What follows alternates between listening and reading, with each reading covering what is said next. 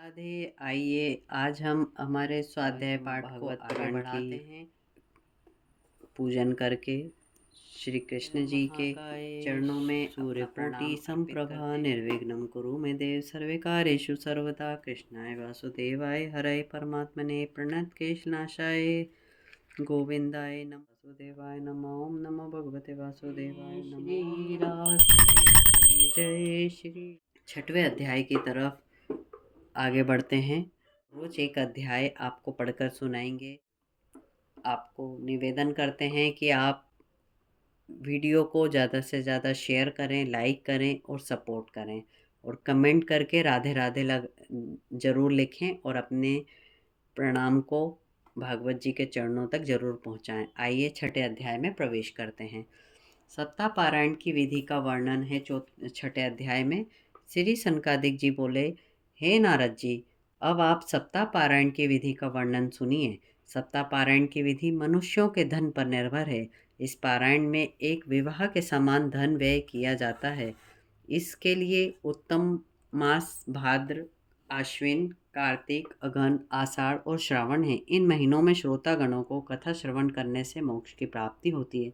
इन महीनों में भद्रा, व्यातिपात आदि को बचाना चाहिए। इस कथा के आरंभ से प्रथम सब नगर, ग्रामों और गृह गृह में इसका समाचार भेज देना चाहिए, जिससे सभी को इसकी सूचना हो जाए और वो कथा में सम्मिलित हों। इसीलिए जब भी आपके आसपास कहीं कथा हो रही है तो सभी लोग कथा में शामिल होने के लिए ज़रूर जाएं। भले आप एक दिन जाएं, भले आप पूरी कथा सुने, लेकिन कथा में ज़रूर शामिल हों। स्त्री, शूद्र, विरक्त, वैष्णव, हरिजन सभी को निमंत्रित करना चाहिए। किसी का अपमान नहीं करना चाहिए। कथा श्रवण का स्थान नदी का तट, तीर्थ स्थान, वन में अथवा अपने गृह में उत्तम होता है। उस स्थान को भली प्रकार सजाकर, झाड़ बुआर करके, लीप पोत कर और धोकर गेरू अन्न आदि के चौक बनाने चाहिए। सब स्थान स्वच्छ, सुगंधित युक्त केले के खम, ताम पत्रों से सजाएं। कथावाचक के लिए सुंदर मंडप जो पत्र, पुष्प, फल, डंडियों आदि से सजा हुआ होना चाहिए। वक्ता के लिए उत्तम व्यास गद्दी लगाएं। वक्ता यदि उत्तर की ओर मुंह करके बैठे तो श्रोतागण पूर्व की ओर मुंह करके बैठना चाहिए। वक्ता श्रोता दोनों के मध्य में पूर्व दिशा आ जानी चाहिए। वक्ता पुरुष विष्णु भक्त, विवेकी और दृष्टांत देकर समझाने वाला विद्वान ब्राह्मण होना चाहिए। लंपट, लोभी, नास्तिक ऐसे ब्राह्मण को वक्ता ना बनाए। वक्ता कथा प्रारंभ वाले दिन से प्रथम दिन शोर करा ले और फिर कथा के मध्य में ना कराए। श्रोतागण कथा आरंभ से 2 घड़ी पूर्व शौच, स्नान आदि नित्य क्रियाओं से अथवा संध्या वंदन आदि से निवृत्त होकर कथा स्थान पर आ जावें। सर्वप्रथम कथा आरंभ होने से पहले श्री गणेश जी का पूजन होना चाहिए। तत्पश्चात पितृगणों का तर्पण पूर्व पापों की शुद्धि के निमित्त होना चाहिए। फिर षोडशोपचार से श्री कृष्ण जी का विधिवत पूजन होना चाहिए। उनको नमस्कार, प्रदक्षिणा, कीर्तन आदि करना चाहिए। धूप, दीप, चंदन आदि से श्रीमद् भागवत जी की पूजा होनी चाहिए। नारियल का फल भी भेंट करना चाहिए। तत्पश्चात वक्ता का पूजन करना चाहिए। उसको सुंदर वस्त्राभूषण तथा माला से सुशोभित करना चाहिए। फिर नियमवत कथा श्रवण का वचन लेकर वक्ता ने सम्मुख बैठे तथा यथाशक्ति ब्राह्मणों को धन देकर 12 अक्षर का जप करावे।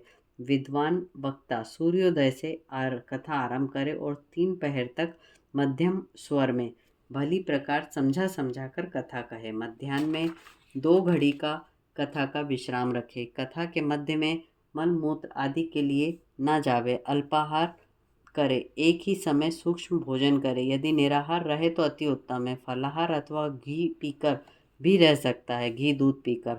उपास की अपेक्षा स्वाल्पाहार करके रहना अति उत्तम है। जय जय श्री राधे। प्रेम से बोलिए जय जय श्री राधे।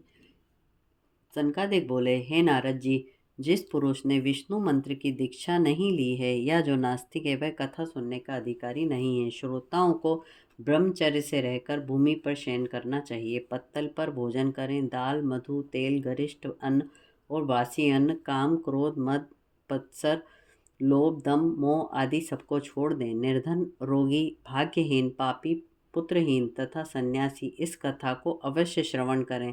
वंध्या स्त्री को पुत्र प्राप्त होता है। इस प्रकार कथा समाप्त होने पर उसका उद्यापन करना चाहिए, किंतु भगवत भक्तों के लिए उद्यापन की आवश्यकता नहीं है। वे तो श्रवण मात्र से ही पवित्र हो जाते हैं। फल की आशा करने वाले को जन्माष्टमी का व्रत की भांति उद्यापन करना चाहिए। सप्ताह पारायण समाप्त होने पर श्रोतागणों को वक्ता की भली भांति पूजा करना चाहिए। मृदंग, झांझ आदि से हरि कीर्तन करना चाहिए। दारिद्र याचकों तथा ब्राह्मणों को धन, अन्न, वस्त्रादि देना चाहिए। दूसरे दिन विरक्त श्रोताओं को गीता पाठ करना चाहिए और गृहस्थ श्रोताओं को दशम स्कंद के श्लोकों से विधि पूर्वक खीर, मधु, घृत, तिल आदि मिश्रित सामग्रियों से हवन करना चाहिए। तत्पश्चात विष्णु सहस्त्र नाम का पाठ करना चाहिए। इन कर्मों के समाप्त होने पर 12 ब्राह्मणों को उत्तम उत्तम भोजन, खीर और मधु मिश्रित कराने चाहिए। उन्हें सुवर्ण और दूध वाली गऊ का दान करना चाहिए। यदि वे विशेष धनवान हैं तो सोने का सींग लगाकर उस पर श्रीमद् भागवत ग्रंथ रखकर वक्ता को देवें। इस प्रकार पारायण समाप्त होने पर श्रोता को इच्छित फल प्राप्त होता है तथा धर्म, अर्थ, काम, मोक्ष ये चारों ही पदार्थ सहज ही में प्राप्त हो जाते हैं। सूत जी बोले, हे सोनक जी, सोनक आदि ने इस प्रकार सप्ताह पारायण विधि समझाकर 1 सप्ताह तक भागवत कथा सुनाई। इसके पश्चात सबका मनोरथ पूर्ण करने वाली कथा को विधिवत समाप्त किया। इस कथा को सुनकर नारद जी सभी ऋषि गणों को अलौकिक आनंद प्राप्त हुआ। सूत जी बोले, हे सोनक जी, जब ये कथा हो रही थी उसी समय योगेश्वर श्री सुखदेव जी पधारे। श्री सुखदेव जी की आयु तो सहस्त्रों वर्षों की है, किंतु वे 16 वर्ष के ही प्रतीत होते हैं। वे ठीक कथा समाप्ति के दिन ही पधारे। उस समय भी वे मन ही मन श्रीमद् भागवत जी का पाठ कर रहे थे। श्री सुखदेव जी को देखकर सभी श्रोतागण खड़े हो गए और उनको आदर सहित उच्च आसन पर बिठाया। श्री नारद जी ने उनकी विधिवत पूजन की। जब श्री सुखदेव जी बैठ गए तब उन्होंने इस प्रकार कहा, हे श्रोतागणों, यह श्रीमद् भागवत वेद, वेदांत और पुराणों का सार रूप कल्प वृक्ष का परिपक्व फल है। सुखदेव जी रूपी तोते के मुखारबिंद से निकलने के कारण यह अति आनंद देने वाले अमृत से सिंची हुई है। इस फल में छिलका, गुठली आदि कुछ भी नहीं है, केवल इसमें रस है। सभी प्राणियों को निरंतर इस दिव्य रस का पान करते रहना चाहिए। इसके द्वारा परम ब्रह्म भगवान श्री कृष्ण की प्राप्ति शीघ्र होती है।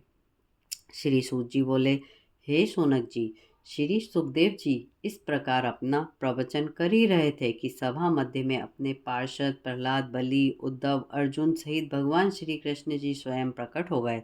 तब नारद जी ने भगवान की यथा योग्य विधिवत पूजन करके उच्चासन पर बैठाया। उनके सम्मुख हरि संकीर्तन सब श्रोता गणों के साथ करने लगे। उस कीर्तन के आनंद से विभोर होकर शिव, पार्वती, ब्रह्मा जी भी वहां आ गए। अब कीर्तन बड़ी अपूर्व ध्वनि से आनंद पूर्वक होने लगा। नारद जी ने वीणा बजाई, उद्धव जी ने मंजीरा बजाया, प्रहलाद जी ने खरताल बजाया, अर्जुन ने राग अलापे, इंद्र ने मृदंग बजाया, सनकादिक मुनीश्वरों ने जयघोष किया और सुखदेव जी ने सबको कीर्तन के भाव समझाए। इन सब के मध्य में भक्ति, ज्ञान, वैराग्य परम तेजस्वी होकर नृत्य करने लगे। इस प्रकार कथा और कीर्तन से प्रसन्न होकर भगवान ने अपने भक्तजनों से कहा, तुम लोग वर मांगो। तब सब भक्तजनों ने मिलकर यही कहा, हे भगवान, केवल हमारी यही इच्छा है कि जहाँ कहीं भी सप्ताह पारायण हो वहाँ पर आप अवश्य पधारें।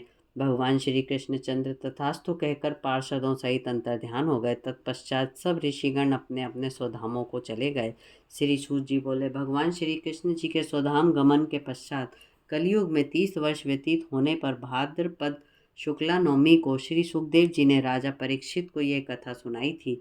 उसके पश्चात कलयुग में भी 100 वर्ष व्यतीत हो जाने पर आषाढ़ शुक्ला नवमी को गोकर्ण ने धुंधकारी प्रेत को यह भागवत कथा सुनाई थी। तत्पश्चात कलयुग के 30 वर्ष और व्यतीत होने पर कार्तिक शुक्ला नवमी से सनकादिक ने यह श्रीमद् भागवत की कथा नारद जी से कही थी। इस प्रकार श्रीमद् भागवत महात्म्य समाप्त होता है। हम कल प्रथम स्कंद के प्रथम अध्याय में प्रवेश करेंगे। हमें कमेंट कर कर जय जय श्री राधे ज़रूर लिखें, अवश्य श्रवण करें। अगर आपने चैनल को सब्सक्राइब नहीं किया है तो कृपया करके सब्सक्राइब कर लें, ताकि इसी तरह की कथा के आपको प्रत्येक अध्याय नियमित। और इसके बाद हम आपको जन्माष्टमी के कार्यक्रमों में भी लेके चलेंगे, तो आप मेरे चैनल पे लगातार बने रहें। जय जय श्री राधे, जय जय श्री राधे, जय जय श्री कृष्ण। भुजगेन्द्रहारम सदा वसन्तं हृदयारविन्दे काले कृपालमालाचं शेखराले दिगंबराय च दिगंबराय नमः राधे। जय जय श्री राधे। इसी के साथ आज का भागवत स्वाध्याय यहीं समाप्त होता है। जय श्री।